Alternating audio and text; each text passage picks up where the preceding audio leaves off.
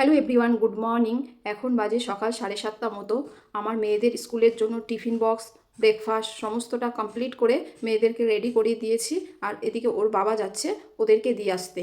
আর কালকে রাতে একটু বৃষ্টি মতো হয়েছিল, তো রাস্তাটা দেখছো ভিজে আছে। ওর বাবা যে কটা দিন ছুটিতে বাড়ি থাকে সে কটা দিন আমাকে আর ছাড়তে যেতে হয় না। ওর বাবা মেয়েদেরকে ছেড়ে ওখান থেকে একবারে বাজার করে আসবে। আর আজকে থেকে আমাদের ছাদের প্লাস্টারের কাজ শুরু হবে। একসাথে বাড়িতে অনেক রকম কাজ চলছে, তো সব মিস্ত্রিদের আসার টাইম আলাদা। কেউ 8টায় আসে, কেউ 9টায়, কেউ 11টায়। তো রাজমিস্ত্রিরা এসে যায় সবার আগে, তো তাদের চাটা দিয়ে দিলাম, বাকিদের পরে করে দিয়ে দেবো। দিন বাড়িতে কাজ চলবে, দিনে যে কতবার চা বানাই তার কোনো ঠিকানা নেই।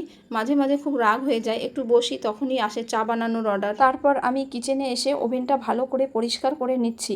প্রত্যেক দিন তো আমি বাসি কাপড়টা ছেড়ে রান্না করি, তো আজকে ভাবছি যে স্নান করে রান্না করব, না হলে আমার 3টে-4টে বেজে যায়। আর এদিকে দেখো আমি কতগুলো জামা কাপড় সার্ফে দিয়েছি, সাথে পুরো চপ্পলগুলোও ধুতে হবে, যেহেতু বৃষ্টি হয়েছে একটু কেমন কাদা কাদা হয়ে গেছে। আর তোমাদের আগেই বললাম না, আজকে থেকে ছাদে প্লাস্টারের কাজ শুরু হবে, তাই বালি এসে গেছে। আর বাড়িতে যতদিন কাজ হয় তখন আমাকে জামা কাপড়গুলো এই সাইডেই মেলতে হয়, আর যেদিন যেদিন মিস্ত্রিরা আসে না সেদিন ছাদেই মেলি।